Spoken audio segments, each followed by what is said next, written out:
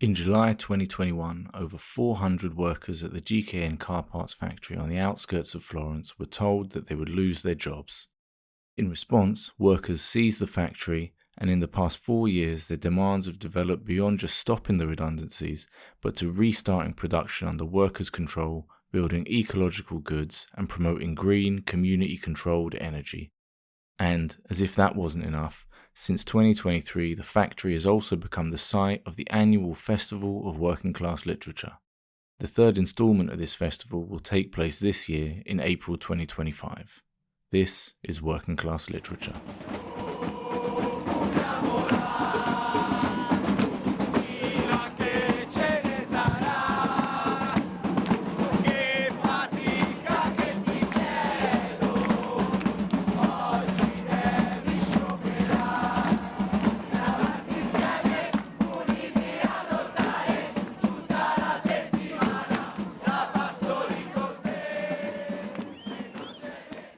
Before we start, just a quick note to say that we're only able to continue making these podcasts, both working class history and working class literature, because of the support of our listeners on Patreon. If you like what we do and want to help us with our work, join us on patreon.com/workingclasshistory, where you can get benefits like early access to episodes, exclusive bonus content, discounted books, merch, and more.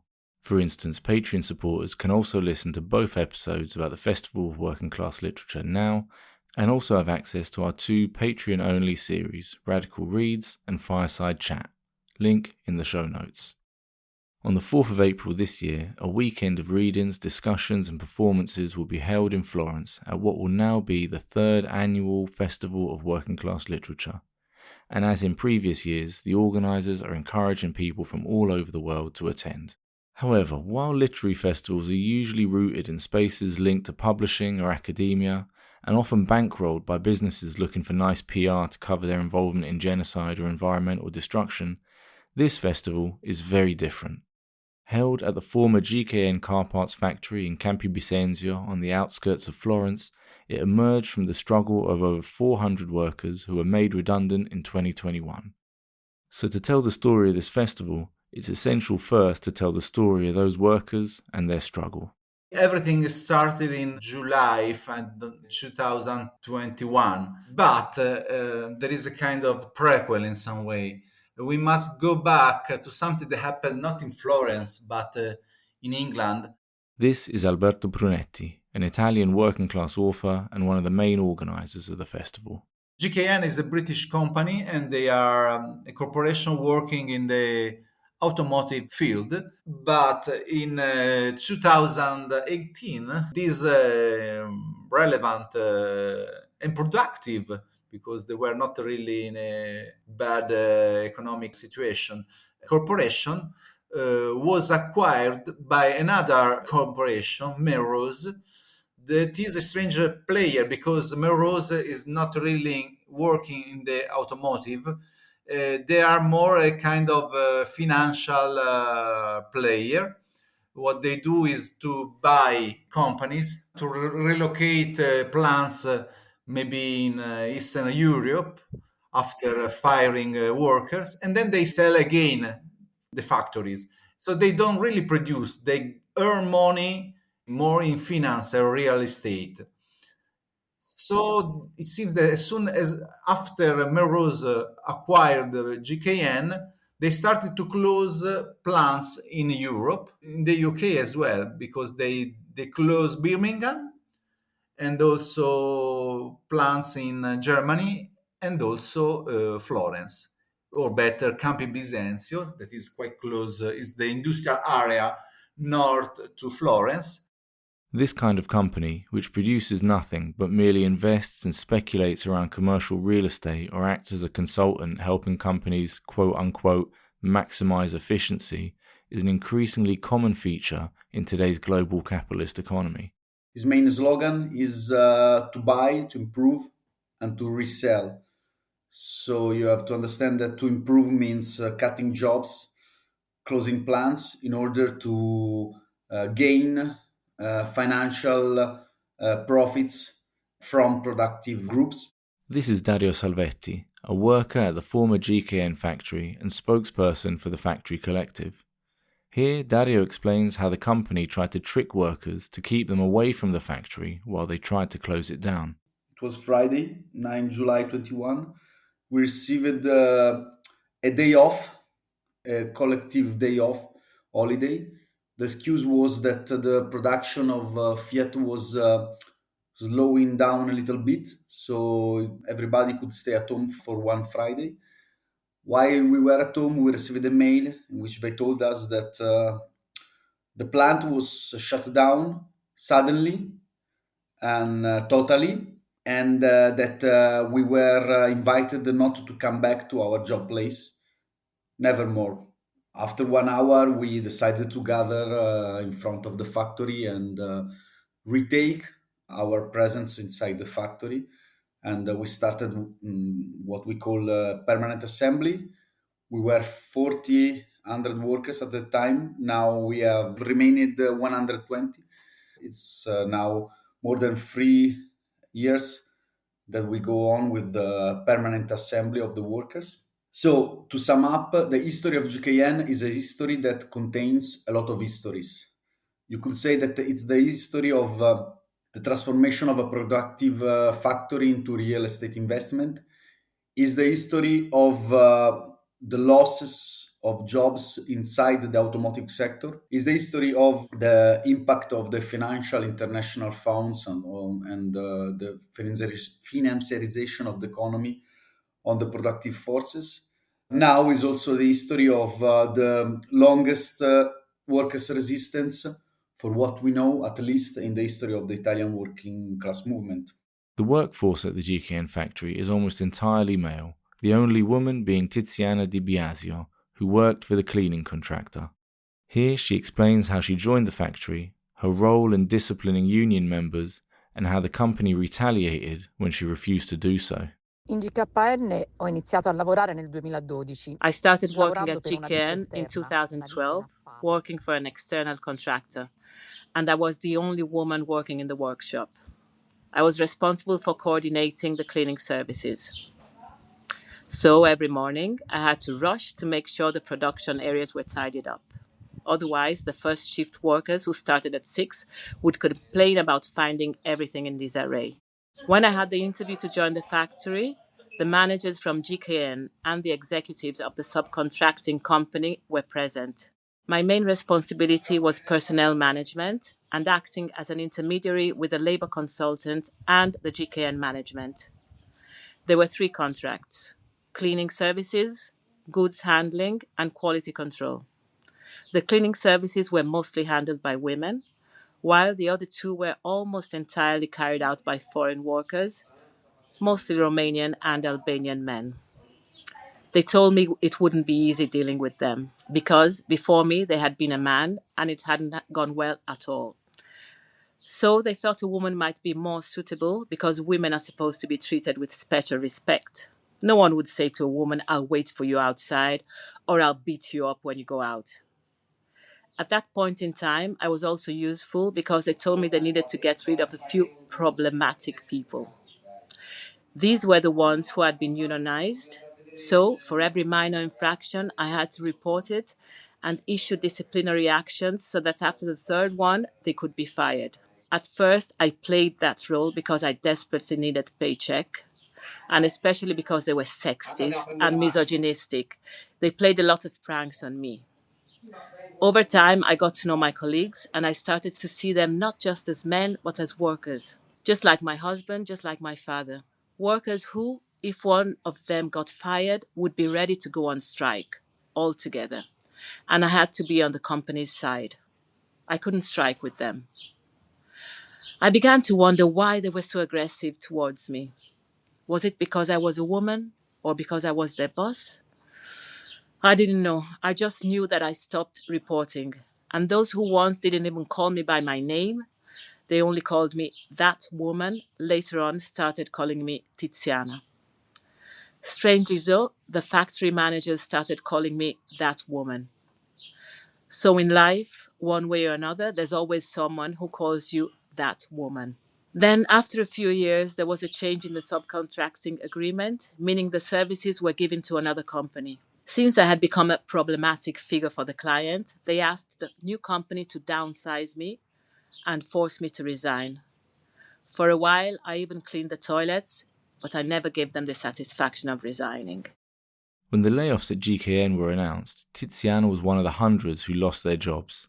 She immediately got involved in the struggle and is an active member of the factory collective to this day.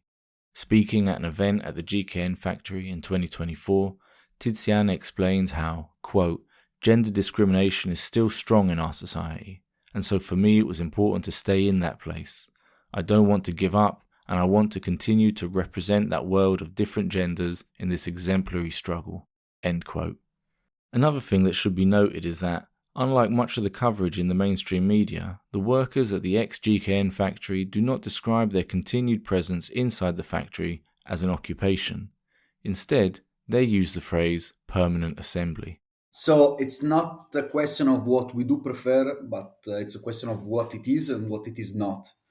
If you think about an occupation of a factory, you could think about a factory that is functioning very well and the workers decide to block the factory. This is not our case. We were working and private capital decided to fly away from our factory and to leave the factory as a black hole without any kind of direction, without any kind of productive mission, you could say.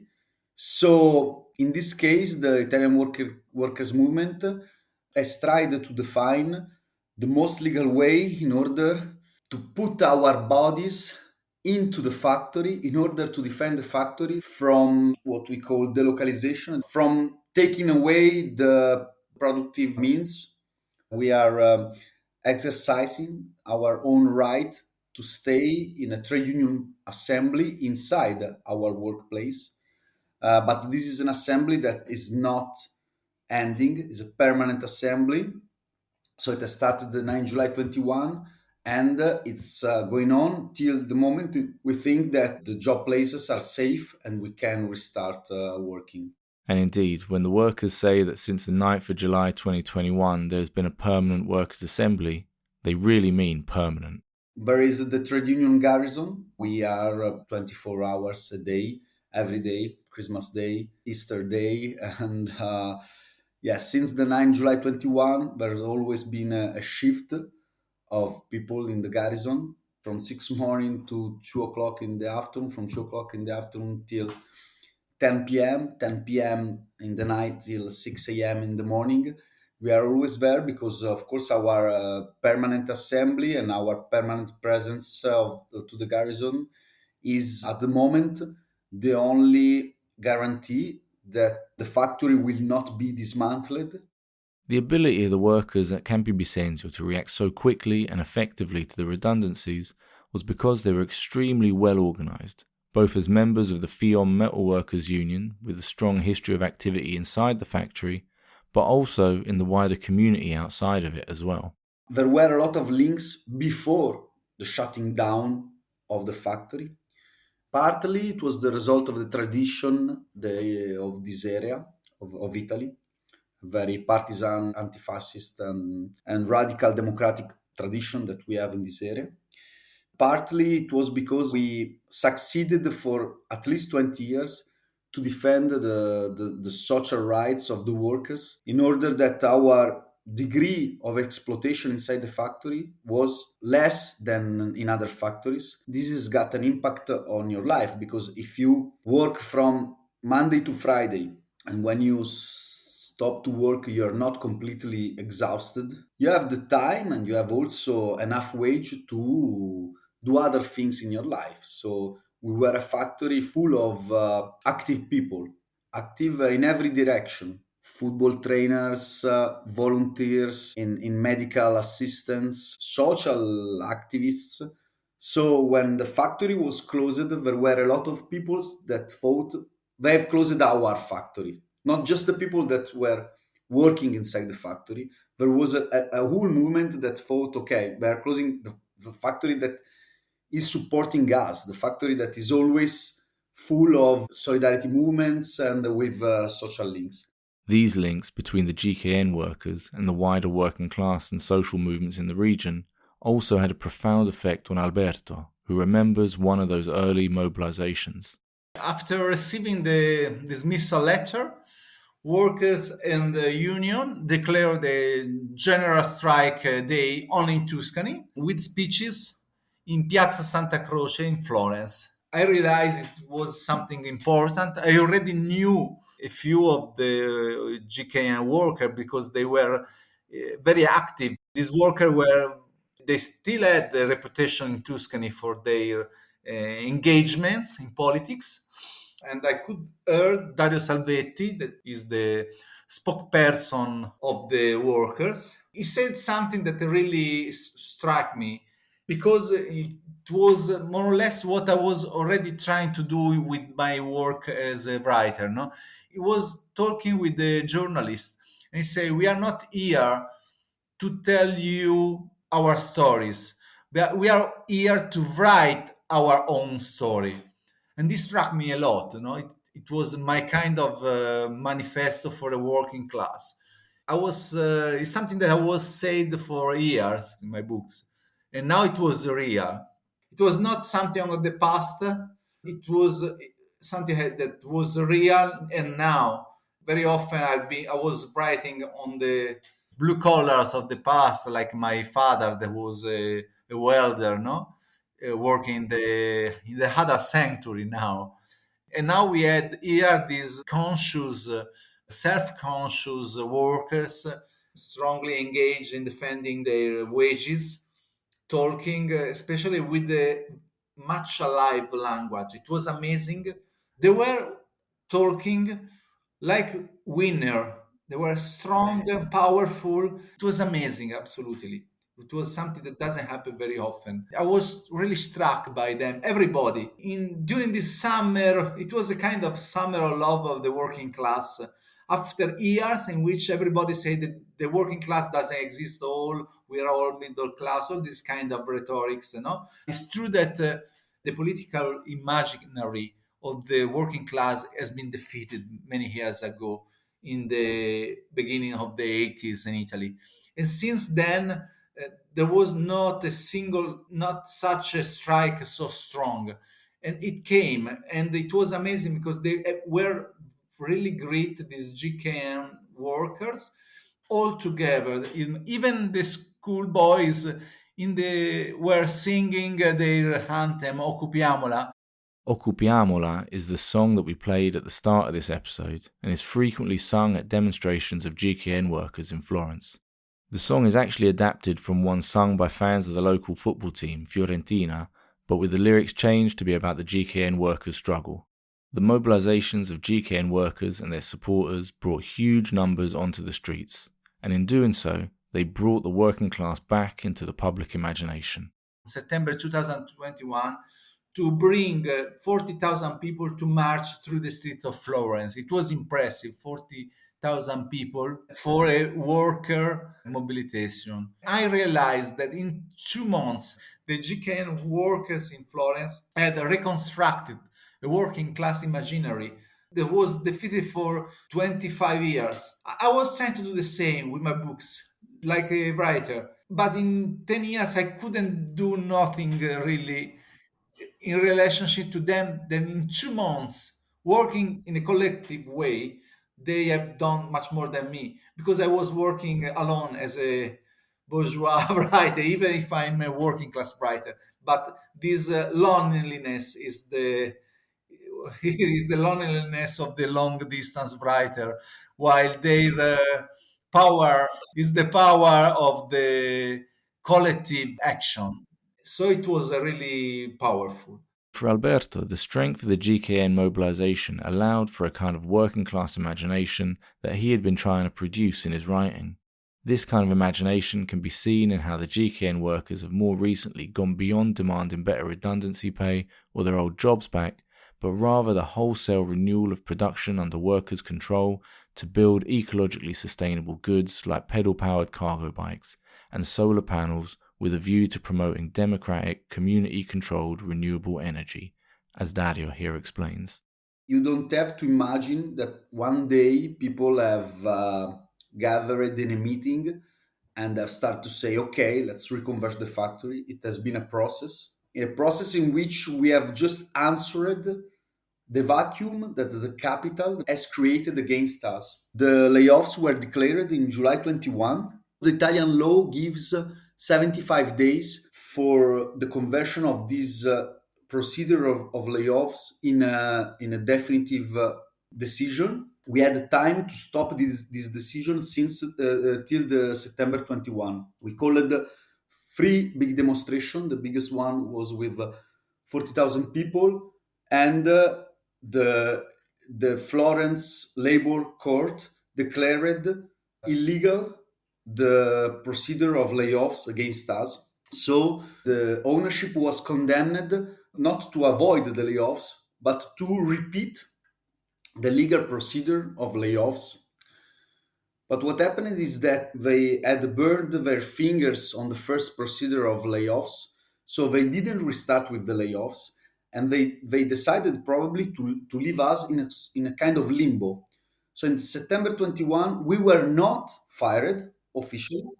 We were completely hired with all the full rights.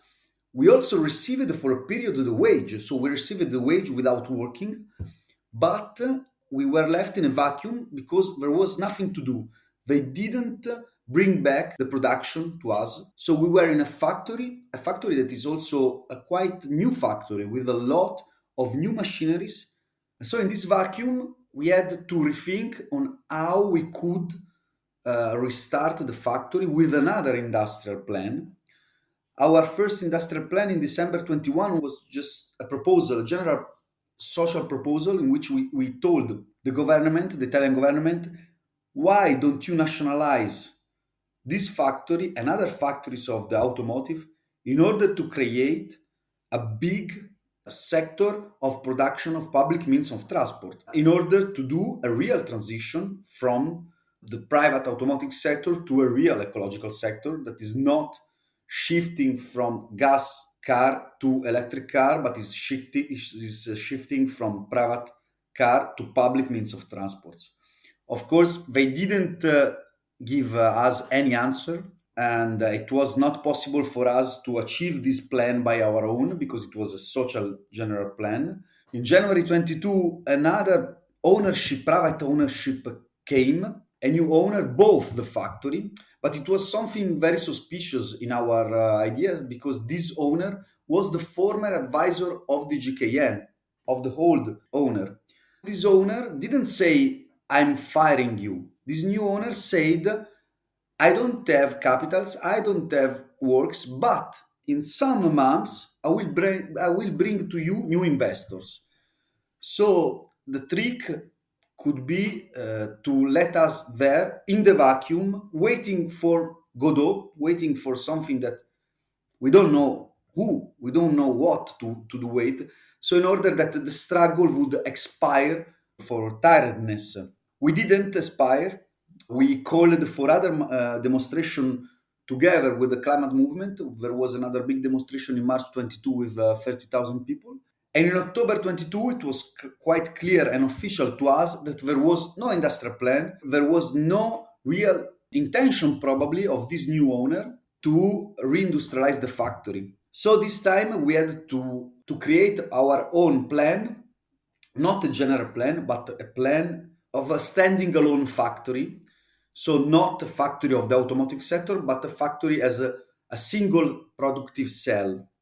It was not easy, but we decided to try to produce some finished goods like the cargo bikes and the photovoltaic panels in order to have some finished goods that we could bring by our own to the market to convert the factory, a former automotive factory, to an ecological factory. Of course, because this plan was made by our own, this plan should be also based on different social forces, not a new big private owner, but our own cooperative. So we formed an embryo of a workers' cooperative We called for a public popular shareholding campaign that collected the bookings of 1,300,000 euro stocks option, but it was not enough because the ownership of all the area of all the factory, that is a very big factory, is something too big to us. We cannot rebuy the factory, and we cannot, and we don't want to, because it's not our idea that the workers have to rebuy with their own money the factory. So we have presented a law has been passed from the regional government, in which the regional government could create a public consortium to take the control of the area. So this kind of example, this kind of model is what we have called a social integrated factory. Social integrated factory means the area is public. The production is under the control of the cooperatives, so of the decision of the workers' assembly that is gathered into a cooperative. There is a social kind of control from below, because we have thousands and thousands of popular shareholders that are made by associations, by other cooperatives, maybe by some public institution like universities. And also the production is a green production, and the solar panel production is linked with the energetic communities that we would like to spread in the whole country. And the cargo bike production could be linked to the delivery cooperatives that are trying to transform the delivery, the urban delivery especially, in something that is not so exploiting as it is nowadays in our cities. We have arrived to this kind of model not in one day, not just deciding that this is the model. It was not a theoretical discussion. It was answering the fact that to let us get exhausted by the struggle, the private capital has just escaped, leaving a black hole as a factory, and using against us the fact that in this society, the private capital is the only one that can decide life and death of production. This plan was something which emerged directly from the conditions of the GKN workers' struggle. It emerged from the strength and resolve that so inspired Alberto during those first protests in the summer of 2021, and it would be shortly after those protests that these ideas of struggle and literature and the working class imagination would crystallize into something more concrete for him. After this 40,000 people parade, more or less a month later, it was already fall 2021, I got an invitation from the Working Class Writers Festival in Bristol. That was, I think, the first working class literature festival in Europe. I was invited. It was a great opportunity for me because I was happy to go back to Bristol, the city where I work as an immigrant worker from Southern Europe more than 20 years ago, and in which I learned a bit of English, cleaning toilets and working as a kitchen assistant. And it was the place in which I discovered the British working class literature that was so important to me for my work later on. The experiences that Alberto mentions here about his time living and working in Bristol make up his novel Down and Out in England and Italy, translated and published in 2021 by Scribe Publications. The book actually got a very unsympathetic review in the British right-wing rag The Daily Mail. In that review, the journalist describes Alberto as a, quote, very sweary, grizzled old Italian lefty, end quote. We'll include a link to the book in the show notes. The Working Class Writers Festival in Bristol was an excellent event, but for Alberto, there was also something missing from it. It was a great opportunity, but I also could feel the distance from the kind of workers' atmosphere that we had in Italy in that days, because we had a mobilization, that means a fight inside the class strike in some way. Bristol festival was more a kind of cultural thing. So I had the idea that we should organize a festival in Florence, not for the workers, but with the workers. That means that the workers should be leaders in these things in some way. I start to speak with a few of them, and this idea was in some way interesting, but they were also fighting for something that, according to a lot of them, were more important, of course, their wages.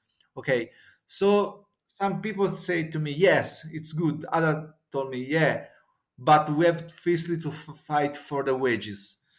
So, with a few workers, we organized something that was called cultural convergence, convergenza culturale. It was a kind of small group within the workers collective. At the beginning, they were only organized small event or even big one, but cultural event like book presentation, book talks about literature, just in this big square close nearby the factory, the GKN factory. My idea was still that one, to organize not a small talk or a book presentation, but a huge festival. But it took time because it's not something that you can do it out of the blue, no? So we managed finally in 2022 to create a working group, a kind of new cultural convergence group, putting together a few workers from the GKN collective, and then some other workers of the publishing industry, plus several activists of the SOMS, that is a kind of society of mutual aid. It's something that had a long tradition in the past, the last century in Italy. So we put all these people together to work to build a new festival. And I was asked to be the so-called artistic director, this kind of cultural marketing neologism. But so I engaged myself to create a program in order to give shape to the first edition of the working class literature festival in Italy. However, while more conventional literary festivals usually get some kind of financial backing from either publishers or big money sponsors, the Festival of Working Class Literature had neither. Instead, the festival relied on the solidarity of social movement institutions. It wasn't easy. He mentioned the SOMS, but also Arci Toscana. Arci is a deeply rooted organization in Tuscany. You find an Arci in every small village in Tuscany, and they are kind of how to say, places that in some way nearly a pub, in other way more a kind of social center. Okay, but belonging from the left and the labor movement. And you find a lot of them all around Florence. We had all this network of small archie and strongly related to the place, to the territory, coming out from even before, from the resistance here, and then from the 60s, the labor struggles and so on. This being Italy, however, solidarity obviously took the form of huge amounts of food. And this network of mutual aid was already giving strength to the mobilization. And they also enable us to organize the festival, because you need money to do things, unfortunately. And we don't have money. So, how to organize something like that? I think that we received this help from these community centers with kitchen managed by very quite old woman in their 70s sometimes, with great cuisine kitchen skills. They start to cook for popular dinner with the goal to raise money for the festival. So there were these women that start making thousands of these tortelli mugellani. There are a kind of ravioli stuffed with potatoes, and then they are topped with meat sauce, a kind of ragu. Sometimes even a sheep ragu that is quite heavy, but it's typical to Campi Bisenzio. It's very good. And they were cooking, I would say, pantagruelic quantity of these tortelli with ragu, organizing a dinner of solidarity. I think that these women have been very helpful for the festival of working class literature, but also for the resistance funds of the workers. And in some way, it's possible that the help of these women is something that the young people in the mayor's offices could not really understand. Through these people, these women, we went outside their game. Their plan was to close plant and firing the workers, but they didn't realize that close to the plants there was a community. These workers were not single, alone character as they teach you in the business school. These workers were real flesh and bones people with connection of solidarity around them, not only from the left, even from small, sometimes Catholic parishes, or there were also relationship with sports, for instance. So there were different communities involved all around the GKN workers in Florence. And this communitarian help is something that allowed the worker to fight and us with the worker to organize this festival. The tortelli mugellani was just one of the local dishes which these women cooked to raise funds for the festival. Another was peposa dell'impruneta. Peposo is the kind of meat that is cooked with a lot of pepper inside the wine for many, many hours. It's quite heavy. It's something that if you eat, then you must sleep. I remember once there was a kind of celebration because the GKN workers had organized a kind of meeting just to thank all the social centers, community centers in the province of Florence that supported their struggle. It was a kind of nearly a wedding with these people coming from the countryside to the center of Florence, well dressed for once. It was funny because Dario Salvetti, the spoken person of the workers, said that the English managers wanted to starve us and you fed us. We thought that we would die of hunger because of the bosses, but instead you make us nearly die with a big liver with your peposo. So Dario told them, thanks for the help, but you nearly killed us with the peposo. It was funny. So that's how we raised the money to organize the festival. The funds raised from the enormous amount of labour from those women who cooked tortelli mugellani and pepose dell'impruneta ultimately made that first event in April 2023 possible. And the theme of that first festival was the past. There was a key word that was genealogy, because this was our idea to go back to the roots of our tradition, because we were something new in Italy. And there was no working class literature in Italy, according to the critics, till more or less 15 years ago, 10 years ago. How something like this happened, out of what? So the first edition of the festival was genealogy, just to show everybody from where we were coming. Let me say this, that there were, at the first edition, we had 3,500 guests. I don't know how to say guest has to do with a word that is not really appropriate, because it seems that if you are a guest, you go to visit someone just for an act of cultural consumption.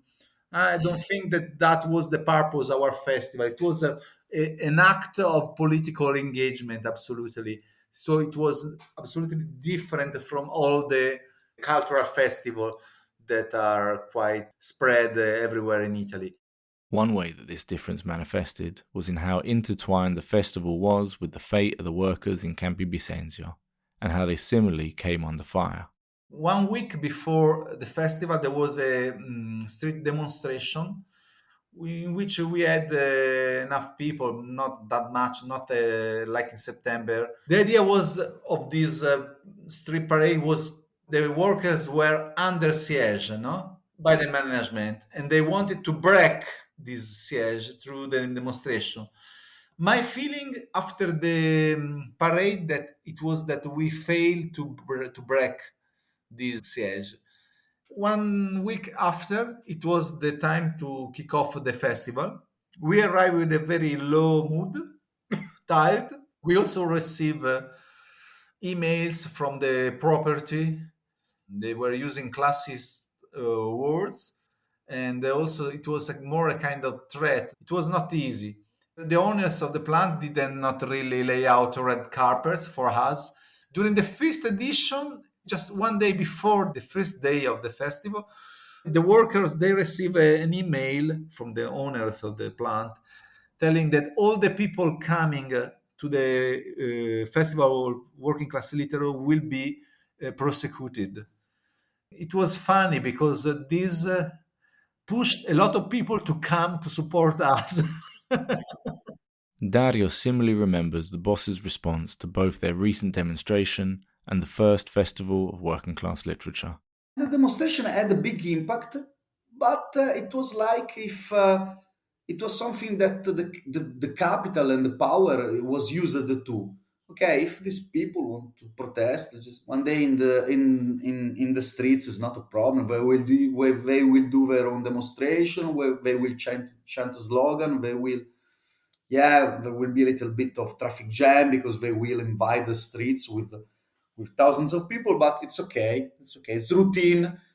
Then the demonstration will pass and nobody will remember about the demonstration. 1 week after this big demonstration, we did the festival, and it was crazy the reaction of the capital. I have seen a lot of time the class 8 from the one that's in the top against the one that are in the bottom of the society. I've seen a lot of time this kind of 8, but that peculiar 8 that I saw spreading for the festival gave us the idea that we were hitting a big point. And the point is that you dare, how you dare, fucking peasants, a little bit like in the song of John Lennon, how you dare, fucking peasants. Okay, you can take the street, you can do the demonstration, you can say your fucking slogan with your stinky demonstration, but how you dare to speak, to write, and to remember that you have your own history, your own literature, your own ability to tell the history.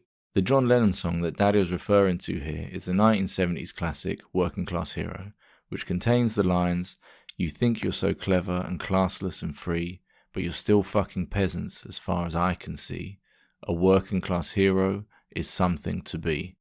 As Dario and Alberto both explain, there was a sense that by holding a literature festival inside the factory, the peasants were not staying in their place. However, the second installment of the factory would suffer an act of sabotage that went beyond legal threats and public denunciations. The worst thing that happened, I don't know who were the people that did this. In some way, it happens this, that before the festival, unknown individuals broke into the industrial site by night, and they were able to destroy the power plant of the factory.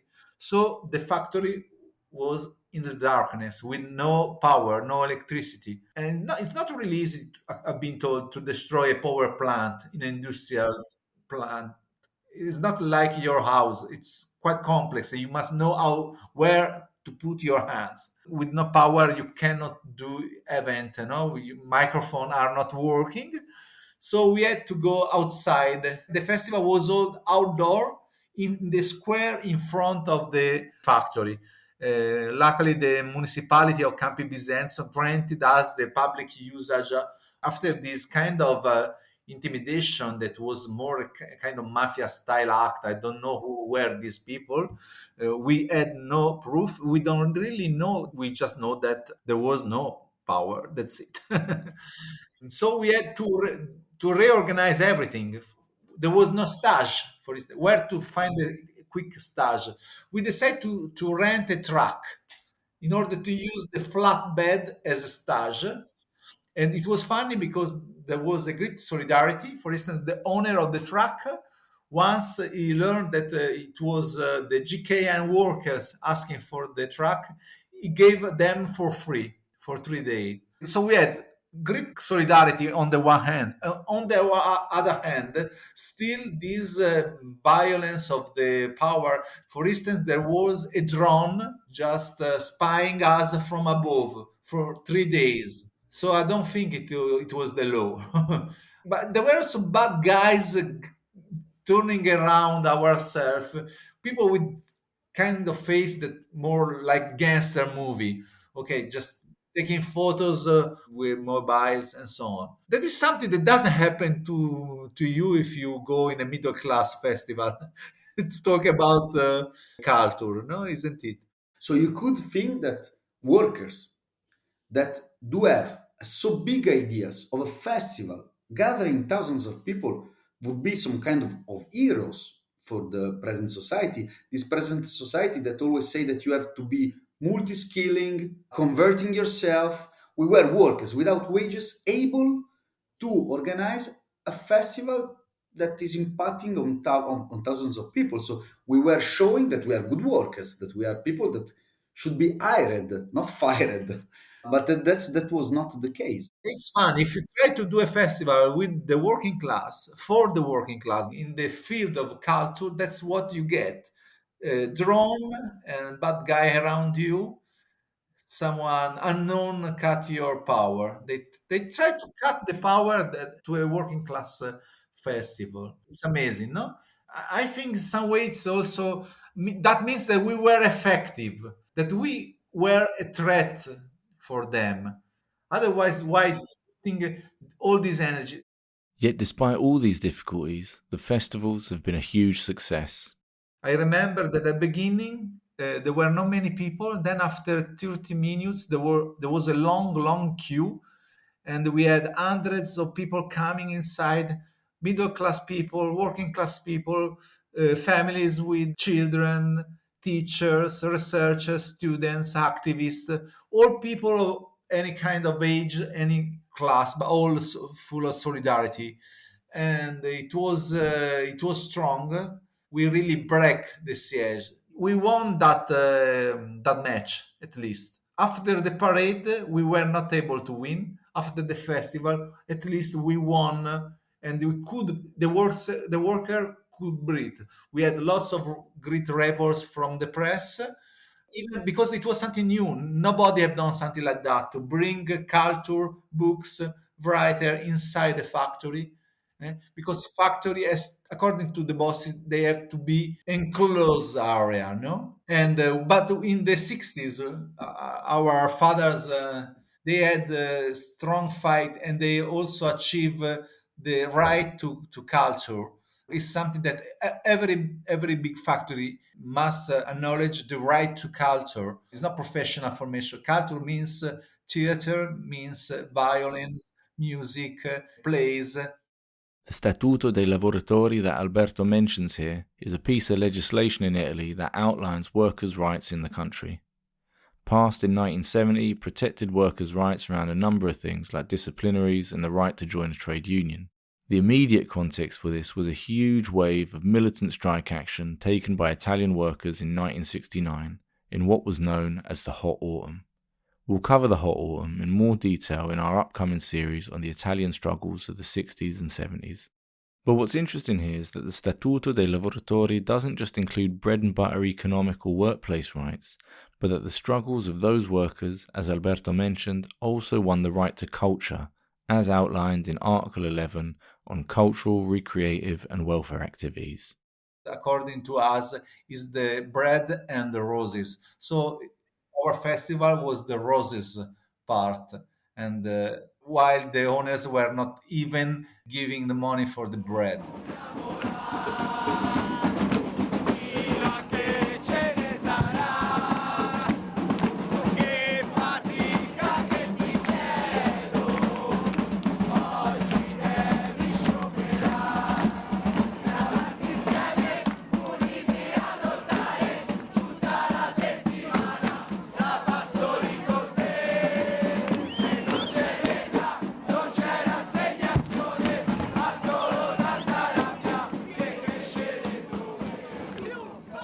That's all we have time for in today's episode.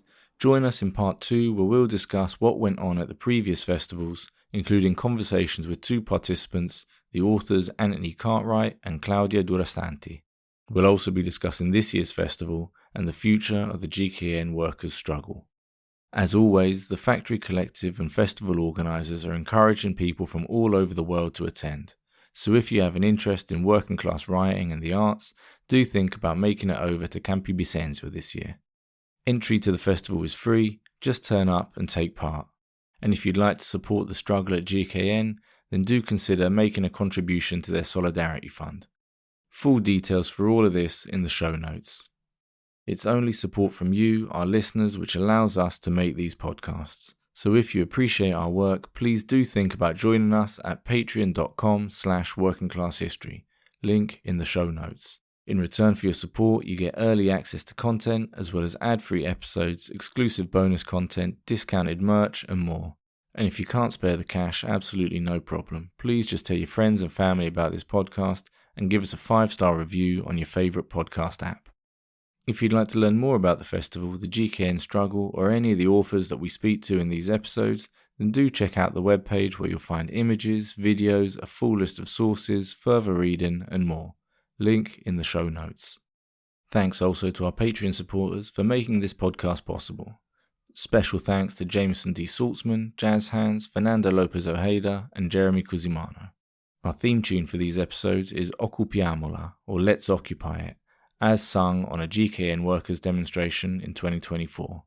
Many thanks to Real News for letting us use their recording, and you can find a link to the documentary it's taken from on the webpage for this episode. This episode was edited by Tyler Hill. Anyway, that's it for today. Hope you enjoyed the episode, and thanks for listening.